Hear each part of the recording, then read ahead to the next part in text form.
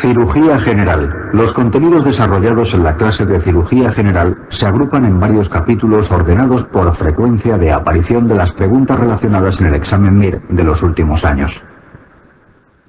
Así pues, podríamos considerar que la asignatura de cirugía general y aparato digestivo es una asignatura rentable teniendo en cuenta el número de preguntas aparecidas sobre ella en los últimos exámenes MIR. El estudio de la misma se debe basar en la comprensión de no solo la terminología quirúrgica, sino de los conceptos básicos que explicaremos a continuación, y en los cuales se basan las indicaciones quirúrgicas fundamentales para la resolución de los cada vez más complejos y frecuentes casos clínicos, que evaluarán vuestra capacidad de decisión en un momento dado, dando por hecho que la teoría está aprendida. Todo ello hace de la asignatura un perfecto ejemplo de estudio profundo de los test que se adjuntan a la teoría.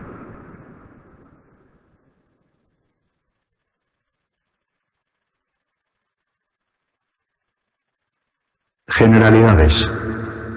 Así pues, comenzaremos haciendo referencia a la terminología quirúrgica. Toda palabra terminada en tomía hará referencia a la apertura del tubo digestivo a cualquier nivel, como por ejemplo gastrotomía, enterotomía o colotomía. Toda tomía se solucionará con una rafia o sutura simple, como por ejemplo coledocografía para el cierre de una coledoctomía. La unión entre dos porciones del tubo digestivo vendrá indicada con el sufijo estomia, o lo que es lo mismo, una anastomosis entre la zona más proximal y la más distal. Por ejemplo, esofagoyeyunostomía o ileotransversostomía. La apertura del tubo digestivo a la pared abdominal, o lo que es lo mismo, la derivación del tránsito al exterior, se llama estoma, y vendrá descrita por la terminación ostomía. Debemos recordar que los estomas se pueden clasificar por cómo se abocan a la pared abdominal, laterales o de descarga o terminales, y según el tiempo que constituyan una medida de conservación del tránsito intestinal en el paciente, temporales o definitivos. La extirpación de un órgano será seguida siempre de ectomía, como por ejemplo colectomía. La reparación de un defecto anatómico mediante la utilización de prótesis artificiales se seguirá de plastia, como por ejemplo hernioplastia en los defectos de la pared abdominal. Plicatura hace referencia a poner en contacto un tejido consigo mismo, como por ejemplo la funduplicatura, en la que tras rodear el esófago abdominal con esa parte del estómago, se sutura sobre sí mismo en los defectos del hiato esofágico. La fijación de un tejido sobre otro es la pexia, como por ejemplo las mastopexias o gastropexia posterior de Hill.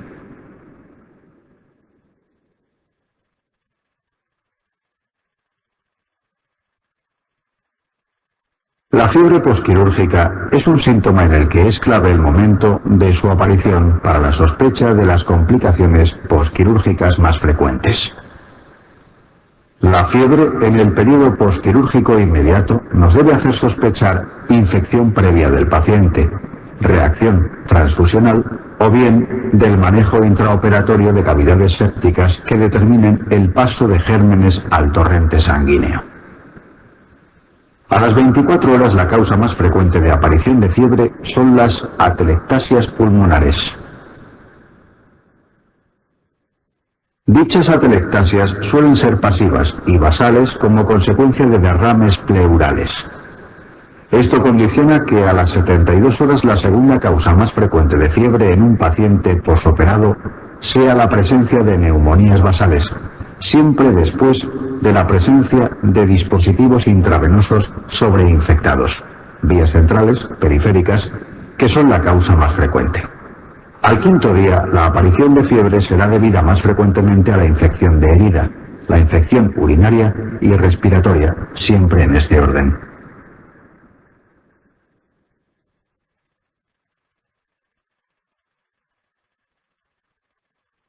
Entre el final de la primera semana y la segunda semana del tiempo posquirúrgico, la aparición de fiebre de un paciente sometido a cirugía abdominal nos debe hacer sospechar como primera causa una dehiscencia anastomótica.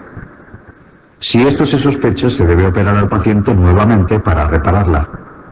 El drenaje externo del contenido de dicha dehiscencia intestinal, fecaloideo, pancreático, permitirá un manejo más conservador de la complicación, con altas tasas de curación, con el tratamiento combinado de nutrición parenteral más inhibidores de la secreción intestinal, como la somatostatina. Cuando el contenido que fuga a través de la dehiscencia anastomótica no tiene salida directa al exterior, se consolida formando una peritonitis localizada o absceso intraabdominal que debe ser siempre drenado, ya sea mediante intervencionismo o quirúrgicamente. La primera causa de muerte en pacientes con dehiscencias anastomóticas es la sepsis.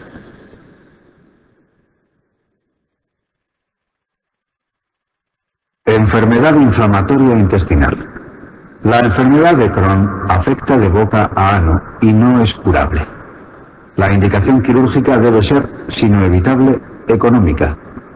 Debe serlo de sus complicaciones, todas ellas derivadas de la afectación transmural que la caracteriza. La colitis ulcerosa afecta al colon y al recto, y es una enfermedad potencialmente curable mediante cirugía. Debemos recordar que ambas predisponen a la aparición de cáncer.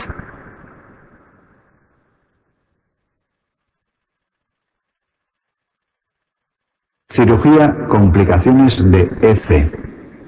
La afectación de todo el grosor de la pared intestinal de la enfermedad de Crohn determinará la presencia de estenosis, perforaciones, abscesos intraabdominales y patología perianal complicada. Las estenosis que no se resuelvan con tratamiento médico se deberán a cicatrizaciones concéntricas de una misma porción del intestino del paciente, y para evitar resecciones múltiples a lo largo de la vida del paciente que determinarían un síndrome de intestino corto, se aplican las técnicas de estenoplastia o estricturoplastia. La perforación de una víscera hueca afectada por la enfermedad de Crohn se debe intentar solucionar con un cierre simple, sin recurrir a la resección siempre que esto sea posible. La presencia de infección intraabdominal localizada y consolidada en un absceso debe ser drenada. El tratamiento de la enfermedad perianal complicada en un paciente con enfermedad de Crohn viene determinada por la actividad inflamatoria de su enfermedad en ese momento. Así pues, las fístulas y fisuras perianales no se operan, sino que se aplica metronidazol o infliximab, si existe resistencia o efectos secundarios importantes, neuralgia al primero. Los abscesos perianales se drenan como todos los abscesos.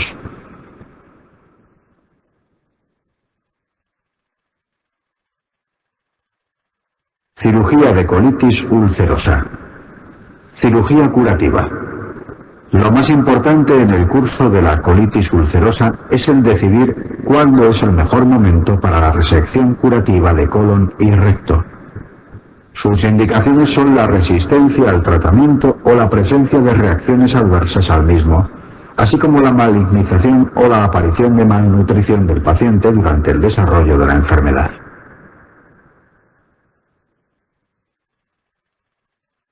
La cirugía curativa de la colitis ulcerosa consiste en la resección del tubo digestivo enfermo, colon y recto. Así pues, la pamproctocolectomía y la reconstrucción del tránsito con una anastomosis ileo-anal es la cirugía de elección. A esta cirugía se le podrá añadir reservorios ileales que simulen una ampolla rectal, o bien ileostomías proximales a la anastomosis de alto riesgo que permitan un reposo digestivo de manera temporal y que implican un segundo tiempo quirúrgico de cierre de dicha ileostomía de protección. La mucosectomía rectal dará consistencia a esta anastomosis por el aporte muscular del recto que no se extirpa en su totalidad.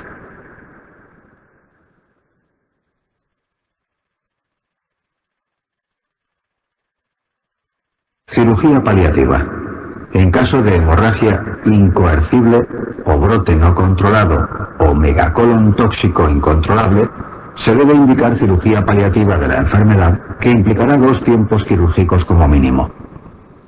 El primer tiempo quirúrgico consistirá en una colectomía total de urgencia e ileostomía terminal temporal. En un segundo tiempo reconstructivo se procederá a la extirpación del recto y a la anastomosis ileoanal, con los mismos principios de la cirugía curativa.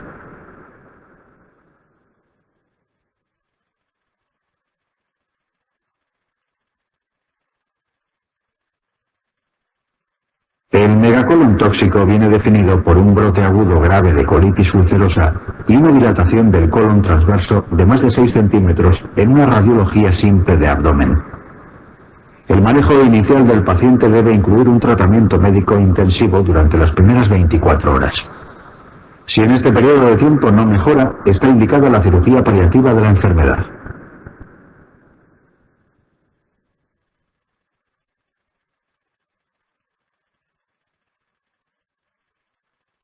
Íleo. Obstrucción intestinal. El conjunto de síntomas que definen un íleo son constantes.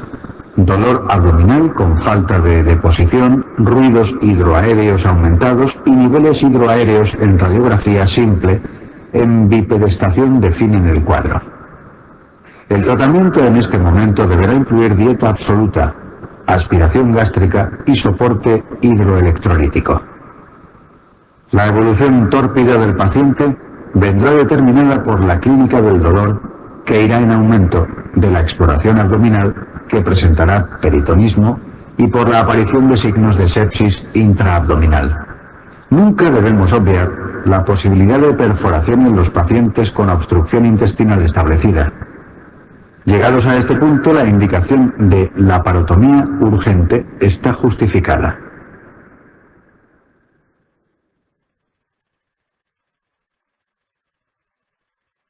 Para poner apellido a un íleo hay que demostrar la causa de dicho íleo. Para el diagnóstico de un íleo obstructivo u obstrucción intestinal hay que diagnosticar la causa mecánica que lo condiciona.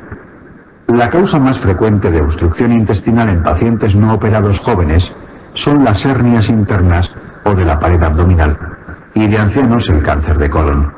Sigma, localización más frecuente. En pacientes operados, la causa más frecuente de obstrucción es la presencia de bridas o adherencias. Si el cuadro instaurado de íleo obstructivo no mejora en 24-48 horas, estará justificada la cirugía de urgencia exploradora.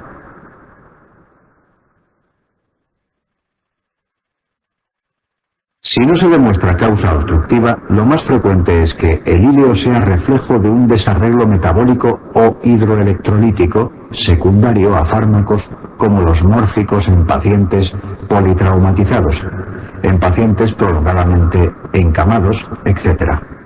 Es el íleo paralítico o reflejo.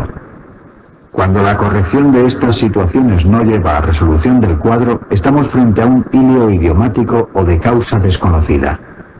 Cabe destacar los íleos adinámicos o síndrome de Ogilvie en pacientes muy ancianos, por desneuralización de los plexos cólico. Colon. Diverticulitis aguda, cáncer colorectal y proctología.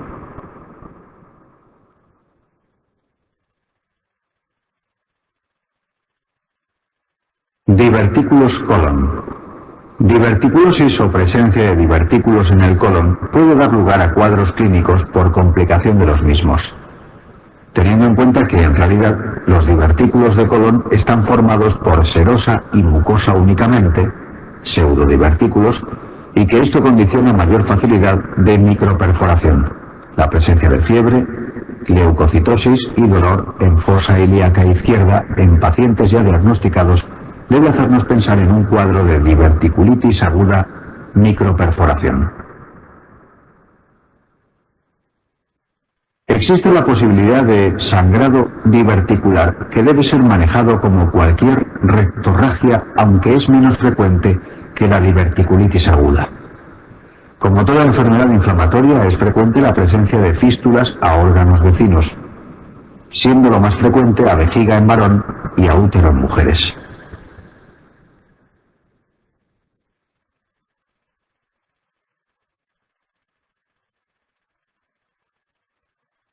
Diverticulitis aguda. La sospecha de diverticulitis aguda debe confirmarse por imagen. Nunca debe realizarse una colonoscopia de urgencia si se sospecha una diverticulitis aguda por riesgo de aumentar la gravedad de la misma. La prueba de imagen de elección es la TAC abdominal, que nos permitirá clasificar la gravedad del cuadro junto con la clínica. La clasificación de Hinchey incluye los siguientes grados de afectación. El primero describe el flemón pericólico que se trata con antibióticos intravenosos. La presencia de abscesos formados a consecuencia de una diverticulitis sería el grado 2 de la clasificación de Hinchey. Estos abscesos deben ser drenados mediante radiología intervencionista o cirugía diferida si no responden al antibiótico. El grado 3 y 4 implican cirugía de urgencia y se caracterizan por peritonitis difusa, purulenta o fecaloidea. La cirugía de elección es la operación de Hartmann, que consiste en resección de la zona afecta y colostomía terminal temporal, lo que implica un segundo tiempo que restablezca el tránsito a los 6 meses.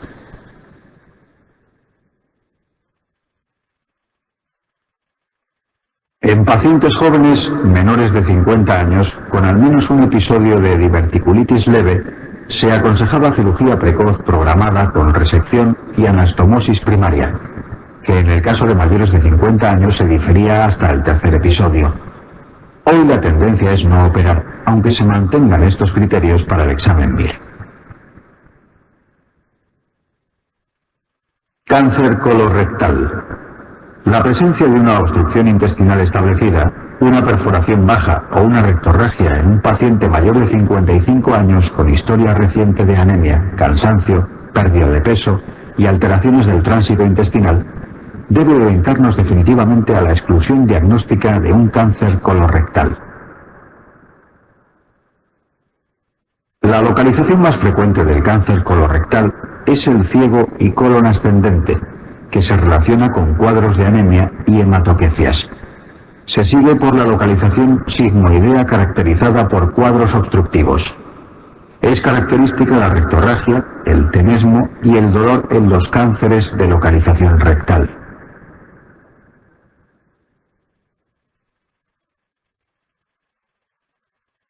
El diagnóstico debe comenzar por el tacto rectal en la exploración física.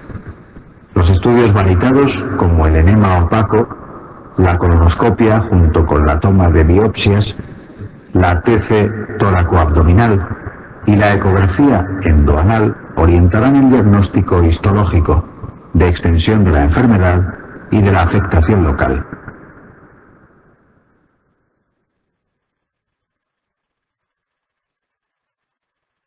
El estadiaje preoperatorio y posoperatorio es básico para el tratamiento del cáncer colorectal. La clasificación de Dukes modificada orienta el tratamiento ulterior del cáncer de colon. Algunas claves fáciles de recordar nos ayudarán a su manejo. Todo estudio anatomopatológico de la pieza quirúrgica en cáncer de colon que venga informado como ganglios sin afectación o negativos será un B. Es importante identificar tumores a partir de B2 que incluyen a los que infiltran más allá de la capa muscular sin afectar a órganos vecinos. Sería B3. Cuando existe afectación ganglionar, hablamos de estadio C, siendo en este caso la serosa la capa que determina la invasión local de la afectación a órganos vecinos o C3. Respecto al cáncer de recto, es importante identificar los tumores localmente avanzados, los cuales se definen por afectación de la grasa del mesorrecto o por ganglios afectados.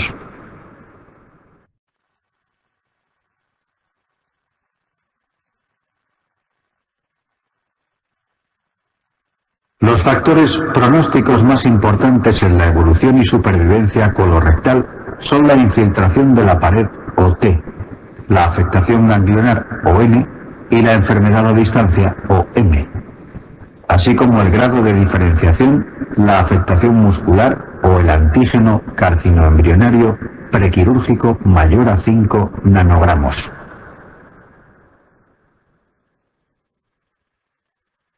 Una vez establecida la localización del tumor, ya sea cólica o rectal, y el estadiaje prequirúrgico en el caso del cáncer de recto, se indica la cirugía, que debe incluir resecciones anatómicas con márgenes oncológicos adecuados y linfadenectomías apropiadas.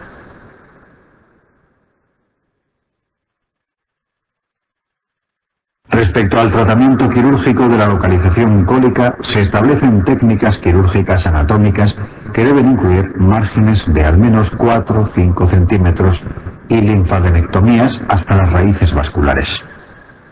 Un estadiaje posoperatorio mayor o igual a B2 implicará, como veremos más adelante, el establecimiento de quimioterapia coadyuvante.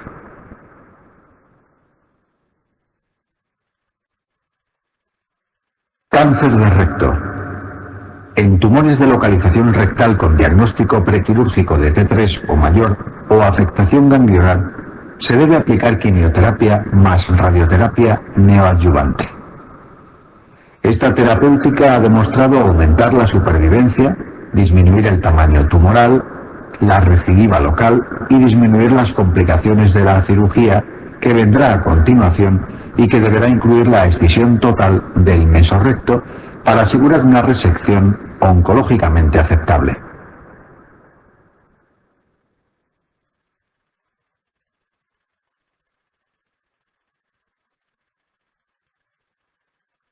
Dependiendo de la distancia a los márgenes anales del cáncer de recto, se establecen dos técnicas quirúrgicas estandarizadas.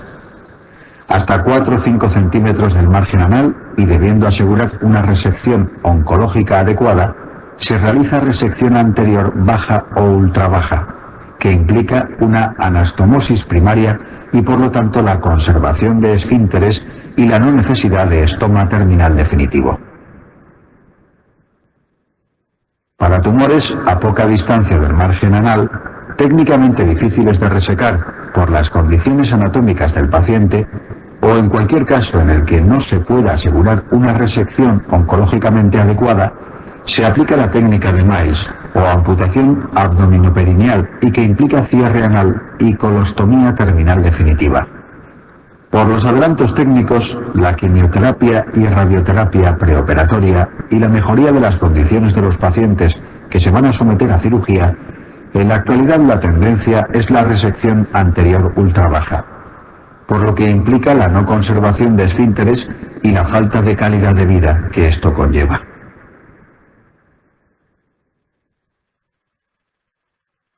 Es importante terminar diciendo que existe la radioterapia posoperatoria en cáncer de recto que disminuye la recidiva local posterior, sin aumentar la supervivencia. Y por supuesto la aplicación de quimioterapia posoperatorio en aquellos tumores mayores de B2, que sí ha demostrado aumentar la supervivencia y que consiste más frecuentemente en la asociación de levamisol y ácido folínico como citoprotector.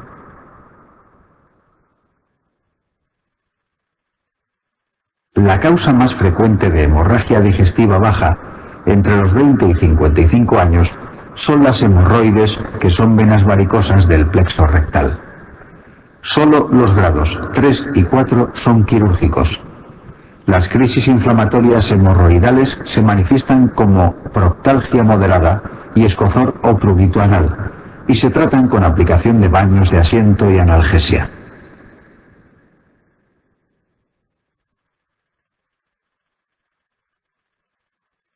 El siguiente cuadro resume el diagnóstico diferencial de proctalgia, excluyendo a las hemorroides ya comentadas.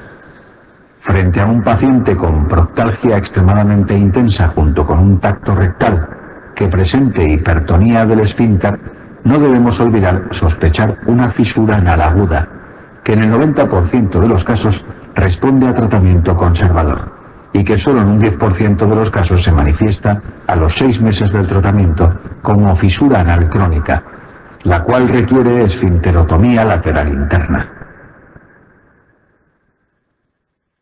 La presencia de un orificio perianal con salida de material, ya sea purulento, fecaloideo o gas, nos debe hacer sospechar una fístula perianal. Si dicho orificio fistuloso se cierra, debemos sospechar un absceso subyacente. El tratamiento de una fístula resistente al tratamiento tópico es la fistulotomía. La presencia de proctalgia y fiebre es indicativa de la existencia de un absceso perianal, que puede palparse o no en el tacto rectal. Su tratamiento siempre será el drenaje quirúrgico. La fisiopatología de abscesos perianales repetidos puede subyacer a la presencia de una fístula perianal no diagnosticada.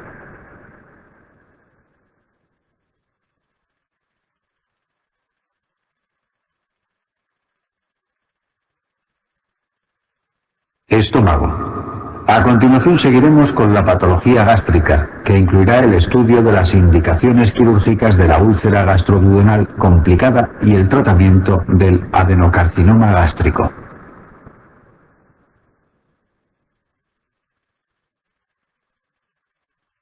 Úlcera péptica.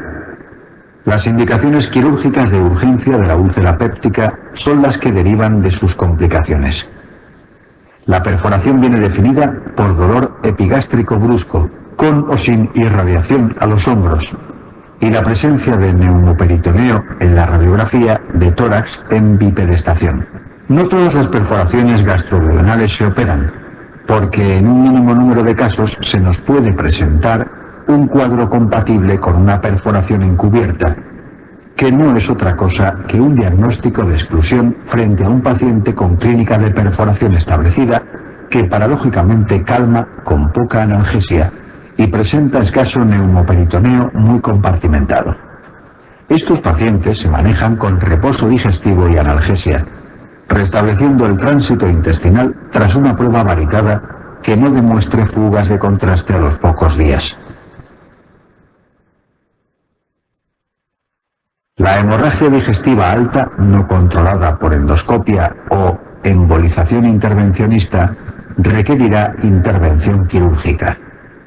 En ocasiones la perforación de la úlcera se realiza contra un órgano vecino que la tapona, penetración. Por definición no se observa neumoperitoneo, pero sí clínica de afectación del órgano en cuestión. La afectación más frecuente es al páncreas, presentando hiperamilasemia en los análisis de urgencias. Las indicaciones de cirugía programada de úlcera péptica son la resistencia al tratamiento médico durante 8 semanas con inhibidores de bomba de protones a dosis máximas en la úlcera duodenal y 12 semanas en la gástrica. La estenosis pilórica por afectación extensa, cicatricial y la malignización.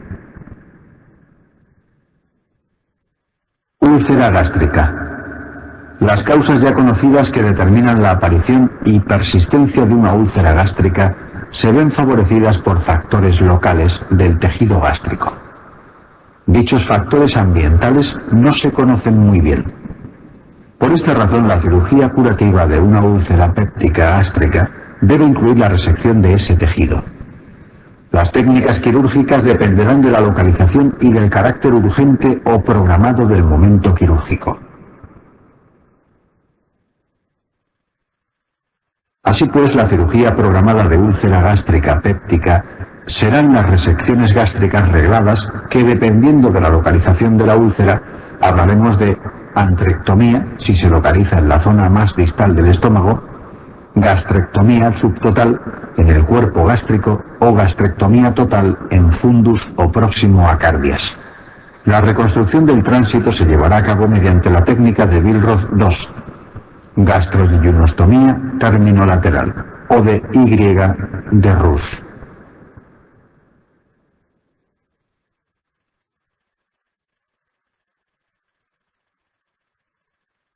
La cirugía urgente de úlcera péptica gástrica depende de igual manera de la localización de la úlcera, que se clasifica en tipo 1, en curvatura menor gástrica a nivel de la incisura angularis realizándose una antrectomía. Tipo 2, en la que hay dos, una úlcera gástrica y otra duodenal, tratándose ambas. Se trata mediante una antrectomía más sutura simple y vagotomía, sin necesidad de piloroplastia, pues este se extirpa. Las tipo 3 son pilóricas o prepilóricas, que se tratan como las duodenales, como veremos a continuación.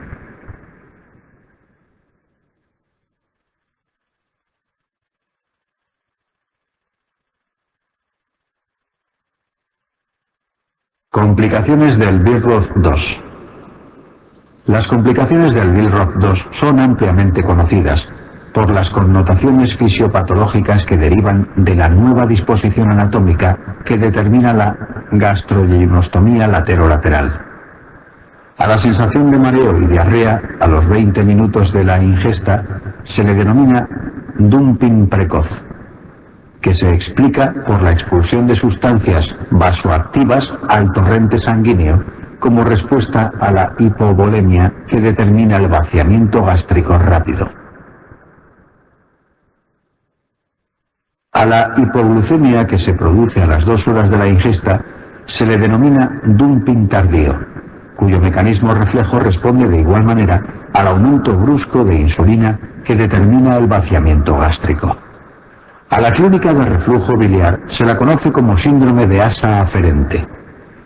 Este es importante porque se ha demostrado que la exposición del tejido gástrico a la bilis es un factor predisponente a desarrollar cáncer.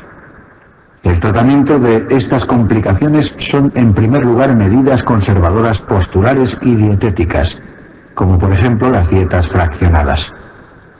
En la pequeña proporción de casos en que éstas fracasan, es necesaria la reconversión quirúrgica a Y de Roux.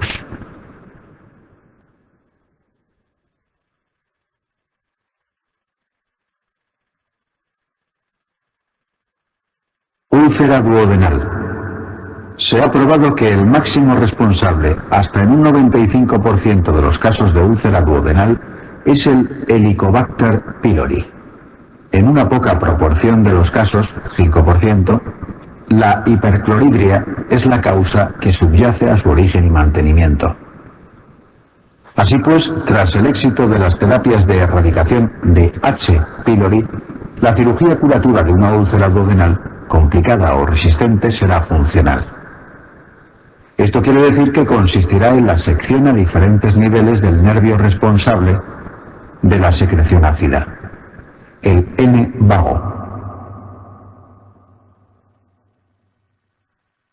Otra función de este nervio es la regulación de la motilidad pilórica, de tal manera que cuando se activa abre el píloro y cuando no lo está, el píloro se mantiene cerrado.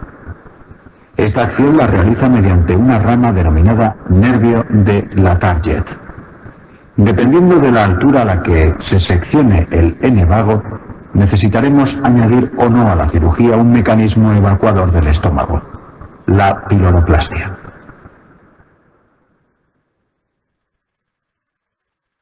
La vagotomía troncular o distal incluye todas las ramas motoras y de secreción ácida del N vago, por lo que habrá que añadir la piloroplastia que evite un estómago de retención.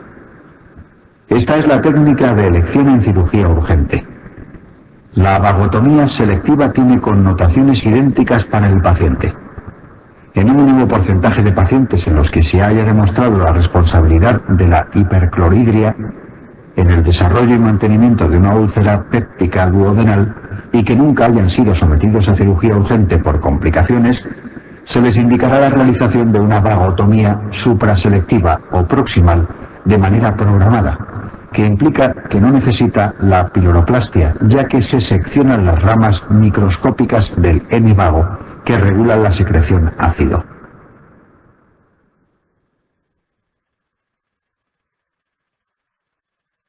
La cirugía urgente de úlcera duodenal se basa en el mismo tratamiento quirúrgico siempre: sutura simple de la úlcera, epiplolastia y lavado peritoneal.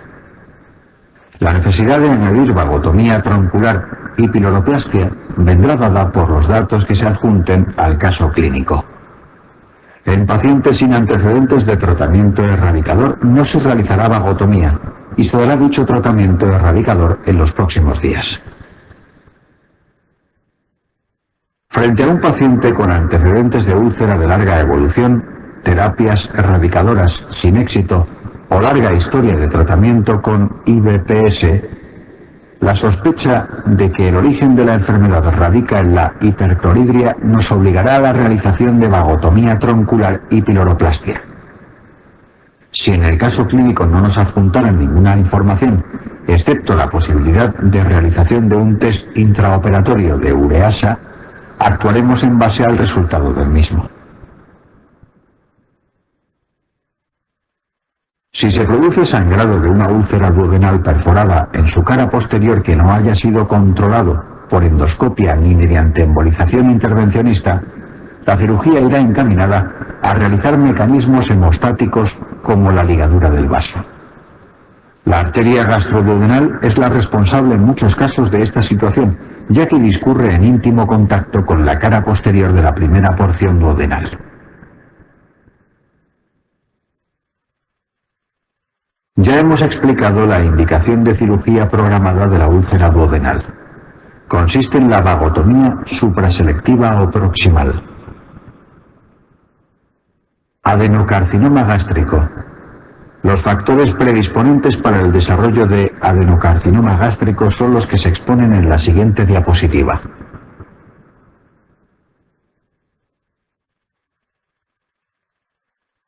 Dentro del amplio espectro de síntomas que pueden caracterizar el desarrollo de un cáncer gástrico, destacan las molestias postprandiales o la pérdida de peso, así como la anemia microcítica o la pirosis. Se presupone que en el momento de aparición del primer síntoma, el 85% de los casos ya no son carcinomas precoces. El estudio esófago-gastroduodenal valitado nos permitirá evaluar la localización, la forma y el relieve de la lesión. La fibrogastroscopia, junto con la toma de biopsias, nos permitirá la visualización directa del tumor y la filiación histológica del mismo. La ecoendoscopia permite un estadiaje fiable de la enfermedad en su grado de infiltración parietal. La TAC tóraco-abdominal nos dará el diagnóstico de extensión. El factor pronóstico más importante es el grado de invasión parietal o T. Se define la precocidad hasta T1 o invasión de la submucosa. El adenocarcinoma gástrico localmente avanzado se define por la invasión a partir de la capa muscular hasta órganos vecinos, T2, T4. El tratamiento del adenocarcinoma gástrico que mejores resultados ha demostrado es la cirugía. La resección endoscópica se reserva para tumores precoces no ulcerados y de pequeño tamaño. La cirugía con intención curativa se debe aplicar a pacientes con diagnóstico preoperatorio confirmado intraoperatoriamente de resecabilidad, lo que implica que no existan metástasis, carcinomatosis ascítica o peritoneal o infiltración local de duodeno, vía biliar o cabeza del páncreas. Debe ser una cirugía radial que incluya el estómago, el epiplón, el bazo y cuerpo y cola pancreática si lo requiere. La cirugía paliativa se reserva para los pacientes con diagnóstico preoperatorio o intraoperatorio de irresecabilidad, a los que se les aplican técnicas que aseguren el tránsito gástrico, como son las derivaciones gastroyeyunales. Dentro de estas técnicas se incluyen las resecciones parciales gástricas en caso de tumores ulcerados que determinen hemorragias digestivas altas de repetición.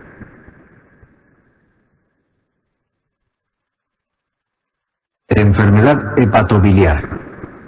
La vía biliar comienza con la confluencia de los canalículos biliares intrahepáticos en los conductos hepáticos derecho e izquierdo, que a su vez se unen en la placa iliar formando el conducto hepático común. Al unirse este con el conducto cístico, que viene de la vesícula biliar, se forma el colédoco, que discurrirá hasta su unión justo antes de la papila con el conducto de Wilson pancreático en la ampolla de Vater. Complicaciones de litiasis biliar. En este cuadro resumimos el diagnóstico diferencial del dolor en hipocondrio derecho. Frente a un paciente con dolor en esa localización sin fiebre y una analítica urgente sin alteraciones leucocitarias o de enzimas hepáticas, podremos afirmar que estamos ante un caso de cólico biliar que será indicación de ecografía abdominal diferida. Si el mismo paciente presentara además fiebre, leucocitosis y aumento de transaminasas, sería necesaria la realización de una ecografía urgente. Este cuadro se conoce como colecistitis aguda. Si el mismo paciente presentara además aumento de la amilasa sérica, se denominaría colecistopancreatitis aguda por un probable paso hacia el duodeno de un cálculo que ha sido eliminado produciendo irritación pancreática en su camino. La presencia de todos los síntomas anteriores junto a ictericia y aumento de enzimas de éxtasis biliar, como son la bilirrubina total a expensas de la conjugada o directa, nos debe dirigir al diagnóstico de ictericia obstructiva. Así pues, debemos recordar que dolor en hipocondrio derecho junto con fiebre y leucocitosis es la tríada de Charcot, que define la infección de esa bilis estática en la vía biliar o colangitis aguda. A la unión de escalofríos y encefalopatía se le conoce como pentada de Reynolds, que refleja la evolución hacia sepsis y shock de la enfermedad no tratada. La causa más frecuente de ictericia obstructiva es la coledocolitiasis, o presencia de cálculos enclavados en la vía biliar. El tratamiento del cólico biliar es sintomático. El hallazgo de colelitiasis no implica colecistectomía laparoscópica diferida en todos los casos, únicamente en cálculos mayores de 2,5 centímetros, en pacientes diabéticos, en anomalías congénitas de la vía biliar o en vesículas en porcelana, lesión que podría malignizar. El tratamiento de la colecistitis son los antibióticos intravenosos y observación intrahospitalaria. El 75% de los casos evoluciona a la curación del episodio e indica una colecistectomía laparoscópica diferida. En el 25% de los casos existe mala evolución, requiriéndose colecistectomía urgente, ya sea abierta o laparoscópica. El tratamiento de colangitis debe incluir drenaje biliar de urgencia. Drenaje biliar. Técnicas. Si se demuestra una obstrucción de la vía biliar proximal, se deberá realizar una colangiografía transparieto-hepática, CTPH, para el drenaje biliar y la realización de colangiografía posterior. En el caso de obstrucción distal se realizará colangiopancreatografía retrógrada endoscópica, CPRE, que en el caso de hallar coledocolitiasis, tras la esfinterotomía se procederá a su extracción y drenaje de la bilis infectada. Si hallara una comprensión tumoral extrínseca, como en el caso de tumor de cabeza de páncreas, o intrínseca, como en el caso del colangiocarcinoma, es posible la colocación de una prótesis que asegure el drenaje biliar.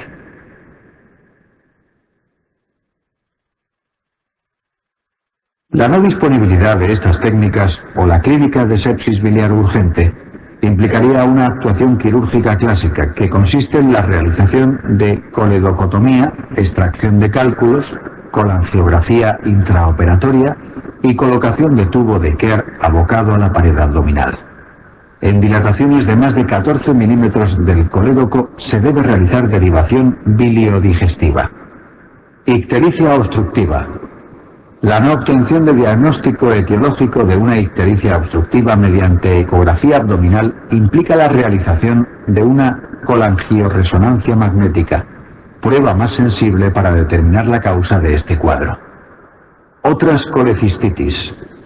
Existen otros cuadros como la colecistitis enfisematosa, típica de hombres diabéticos, o la litiásica, frecuente en pacientes inmunodeprimidos, que requieren abordaje quirúrgico urgente sin la prórroga que se otorga a los demás casos gracias a la antibioterapia. El síndrome de Medici se caracteriza por una ictericia obstructiva producida por una comprensión extrínseca de una colecistitis aguda como consecuencia de un cálculo de gran tamaño en su cístico.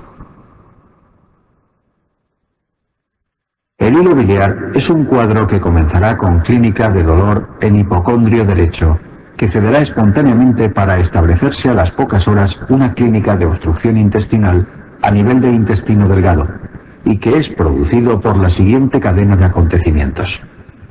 Colecistitis aguda, creación de una fístula colecistoduodenal accidental que drenará un gran cálculo al intestino, el cual en su paso hacia el intestino grueso quedará atrapado en la válvula ileocecal. Causas de ictericia obstructiva. Tumores hepáticos. Los tumores hepáticos más frecuentes son los secundarios o metastásicos. El origen más frecuente de las metástasis hepáticas es el cáncer colorectal. El hepatocarcinoma es el tumor maligno primario de las células hepáticas, el cual será explicado más adelante. El colangiocarcinoma es el cáncer primario de la vía biliar, conocido como tumor de Klatskin, en su localización de la placa iliar, y que cuando debuta como ictericia obstructiva por comprensión intrínseca de la vía se presupone irresecable. El angiosarcoma se ha relacionado con la exposición a cloruro de vinilo. El adenoma hepático es un tumor benigno típico de mujeres jóvenes con tratamiento prolongado con anticonceptivos orales. Este último puede malignizar o sangrar. Se operan si su tamaño es mayor de 6 centímetros. El hemangioma es congénito, no maligniza y se opera si produce molestias locales por compresión o su tamaño es mayor a 6 centímetros. Metástasis hepáticas de CCR. No debemos olvidar que las metástasis hepáticas reflejan una enfermedad oncológica en estadio D. Los pacientes que son susceptibles de resección se benefician de supervivencias de hasta el 50% a los 5 años. Estos son los principios quirúrgicos que deben respetar las resecciones hepáticas en cualquier tumor.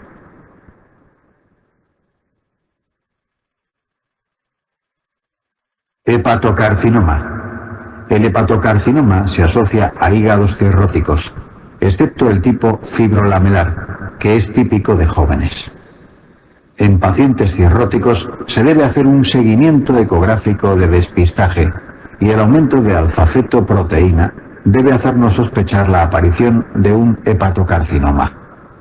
El tratamiento del hepatocarcinoma depende del grado de cirrosis y del tamaño y número de tumores. Así pues, entendiendo que la resección hepática no es posible en hígados cirróticos, existen otras terapias menores, citorreductoras, que pueden ser útiles en espera de un trasplante. Trasplante hepático. Indicaciones sobre el trasplante hepático.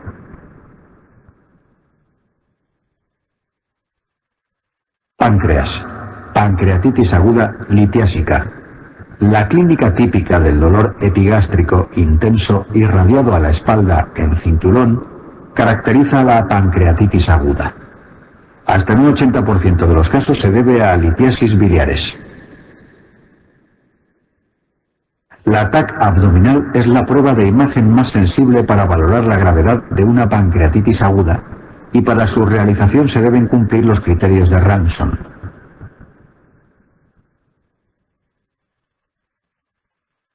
El tratamiento de una pancreatitis aguda litiásica es sintomático. La clínica y la valoración escanográfica determinarán la intensidad del mismo. No todas las pancreatitis necrótico-hemorrágicas se operan. Se debe demostrar infección en una PAFF o bien que el paciente esté séptico, realizándose necrosectomía de las zonas isquémicas. El tratamiento etiológico consistirá en la extracción de los cálculos mediante CPRE y colecistectomía laparoscópica diferida.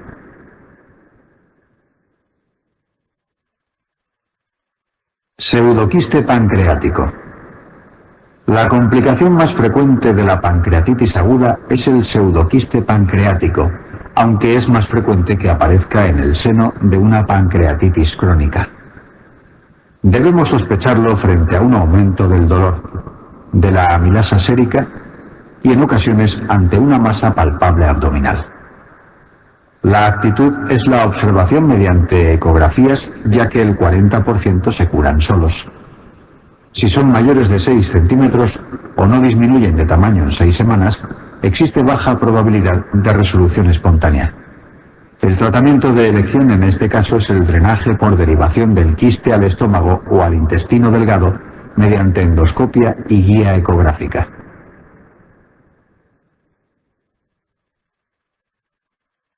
Adenocarcinoma de cabeza de páncreas. La presencia de ictericia obstructiva en un paciente de más de 50 años nos debe hacer sospechar siempre la existencia de un tumor de cabeza de páncreas. La TAC abdominal es la prueba más sensible para su diagnóstico de extensión. Se trata de un tumor con muy mal pronóstico, ya que apenas alcanza supervivencias de un 10% a los 2 años en el caso de que sea resecable. La cirugía de elección es la operación de Whipple.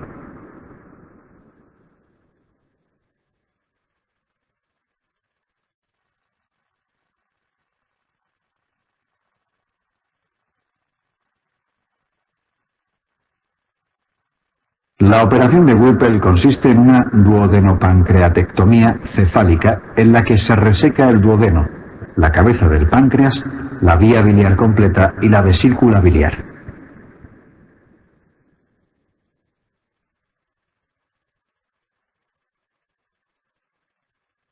Urgencias quirúrgicas. En los recientes exámenes MIR proliferan las preguntas en forma de casos clínicos de urgencias quirúrgicas, en las que, dando por hecho el conocimiento teórico, se exige la adopción rápida y correcta de actitudes destinadas a salvar la vida del paciente. La isquemia mesentérica aguda es un infarto intestinal y debemos sospecharlo en pacientes ancianos con antecedentes personales de cardiopatía o fibrilación auricular que presentan intenso dolor y exploración anodina. Mediante valoración con contraste intravenoso se determinará el nivel de la obstrucción vascular. Si es proximal a la arteria, el tratamiento será embolectomía. Si afecta a las ramas más distales, el tratamiento será laparotomía, exploraciones y resecciones intestinales a demanda según las zonas necróticas. En este último caso, la mayoría de las veces el infarto es masivo, con un pronóstico nefasto.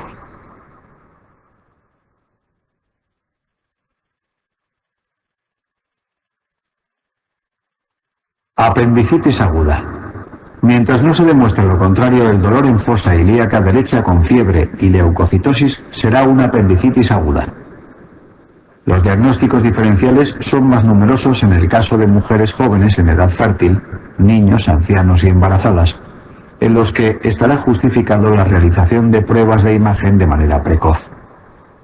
La apendicitis aguda evolucionada constituye un cuadro de gravedad y por esta razón una tasa de apendicectomías en blanco menores de un 10% asumen una mayor tasa de sepsis intraabdominales por perforaciones apendiculares.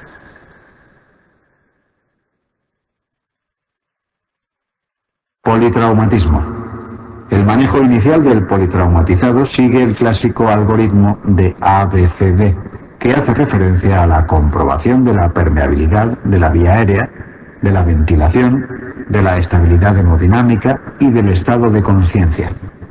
Existen datos semiológicos que deben indicar por sí mismos la cirugía urgente, siempre teniendo en cuenta que la inestabilidad hemodinámica del paciente no nos permitirá obtener un diagnóstico preoperatorio que nos oriente más claramente en muchos casos. La objetivación de entrada en la cavidad abdominal, la hematuria o la inestabilidad del paciente deben hacernos indicar cirugía de urgencia.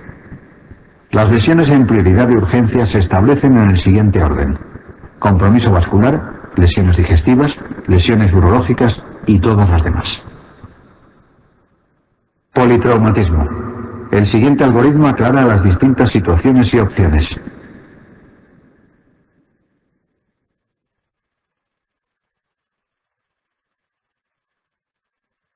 Hernias pared abdominal. La evisceración implica la salida de los órganos abdominales a través de la herida. Las hernias inguinales se clasifican según sus relaciones anatómicas como directas si son debidas a una debilidad de la pared abdominal posterior y surgen mediales a los vasos epigástricos, o indirectas si atraviesan el orificio inguinal junto al conducto espermático y laterales a los vasos epigástricos. Una hernia es incoercible cuando tras ser reducida vuelve a herniarse. Cuando esta hernia es imposible de reducir se denomina incarcerada y que tras 6 horas sin ser resuelta puede tener compromiso vascular y pasar a ser estrangulada. Las hernias deslizadas son aquellas en las que un órgano abdominal constituye una de las paredes de su saco herniario.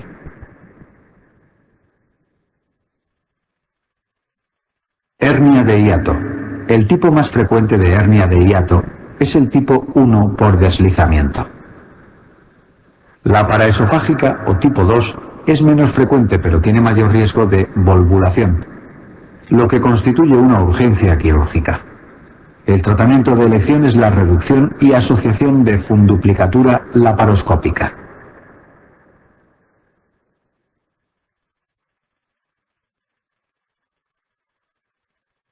Laparoscopia. La laparoscopia es la cirugía mínimamente invasiva realizada a través de incisiones en la pared abdominal y que es llevada a cabo gracias a la creación de un neumoperitoneo artificial. Las indicaciones aceptadas son la colecistectomía, la funduplicatura de Nissen, la achalasia o la laparoscopia diagnóstica.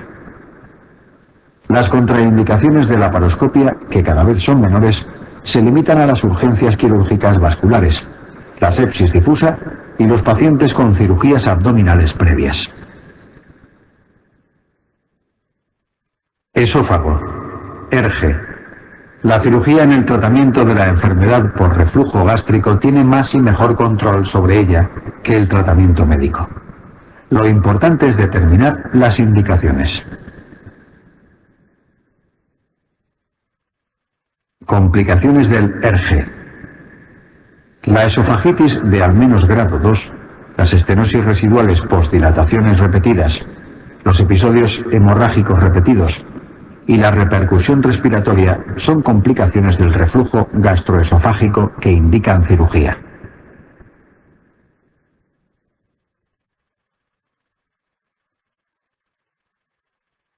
Tratamiento quirúrgico de ERGE.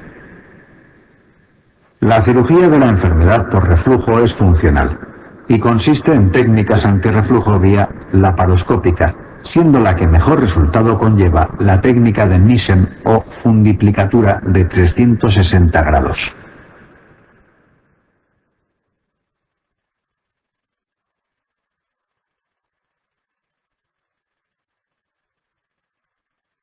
Esófago de Barrett. El esófago de Barrett se define como la presencia de epitelio intestinal en el esófago, el cual, si sigue sometido a la misma agresión que supone el reflujo, puede evolucionar a displasia y en un 10% de los casos a adenocarcinoma. La cirugía ha demostrado revertir el Barrett en 1 de cada 10 pacientes. Además de esto, la cirugía es capaz de revertir la displasia en un 70% de los casos e incluso disminuir hasta un 6% la posibilidad de malignización.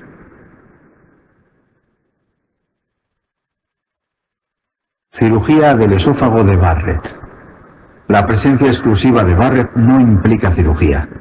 El diagnóstico de Barrett y la persistencia de complicaciones leves del reflujo o de clínica a pesar del tratamiento, o de diagnóstico de displasia leve tras 3 meses con tratamiento, indican la realización de una técnica antirreflujo laparoscópica y seguimiento del paciente.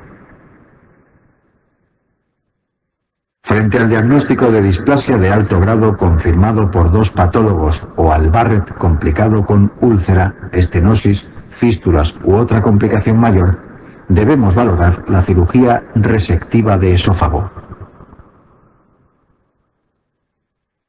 Achalasia. La achalasia se define como fallo para relajar el esfínter esofágico inferior y tiene sus indicaciones quirúrgicas.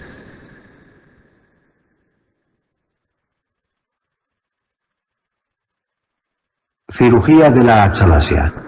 La miotomía de Heller consiste en la sección longitudinal de las capas musculares esofágicas por la cara anterior a la que se debe asociar una técnica antirreflujo laparoscópica.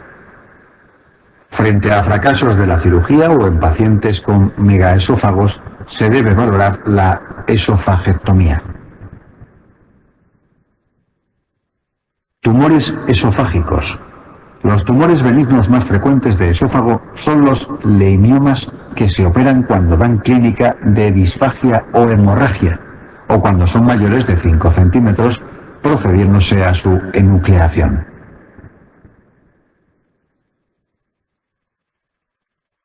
Carcinoma epidermoide de esófago. El carcinoma epidermoide de esófago es el tumor esofágico más frecuente, típico de varones de 60 años o más que fuman o beben. Esófagos sometidos a agresión como cáusticos, acalasia o reflujo que no desarrollan Barrett también tienen mayor predisposición. La localización más frecuente es el tercio medio. La clínica se caracteriza por una progresiva disfagia y pérdida de peso, que puede evolucionar a complicaciones por invasión local de la vía aérea. El diagnóstico sigue las pautas de todo tumor maligno del tubo digestivo basado en la clínica, la endoscopia, los estudios contrastados y el TAC tóraco-abdominal, añadiendo la broncofibroscopia para diagnóstico de resecabilidad en afectaciones de tercio superior y medio.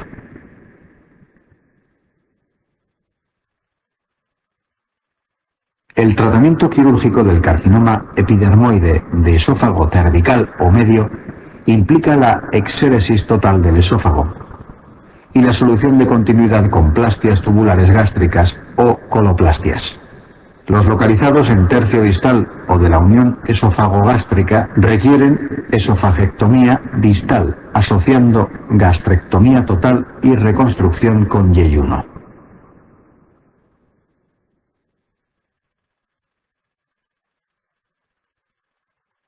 Quemados. La valoración inicial de un paciente quemado debe incluir la clasificación de sus lesiones según profundidad, extensión y edad. Podemos diferenciar las quemaduras en 3 grados. Grado 1, aquellas que afectan a la epidermis y son dolorosas. Grado 2, que afectan a la dermis y también duelen. Y las más profundas y graves, que son las de grado 3, afectan al tejido celular subcutáneo y no son dolorosas. Según la edad y la extensión de superficie corporal total afectada, se clasificarán los pacientes en quemados críticos, entre 14 y 60 años con más del 25% de la superficie total corporal afectada, o mayores de 60 años o menores de 14 años con más de un 15% de superficie quemada. Es importante tener claras las medidas terapéuticas de las heridas, como la desbridación de la piel quemada, la aplicación de antibacterianos tópicos y la no indicación universal de antibioterapia intravenosa profiláctica.